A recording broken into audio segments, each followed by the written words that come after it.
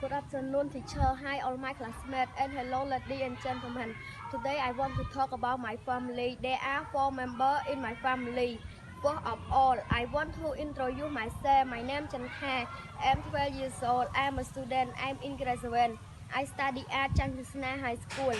I like studying Khmer Math and English. I study English at School of Educational Training for Hope in Chotset.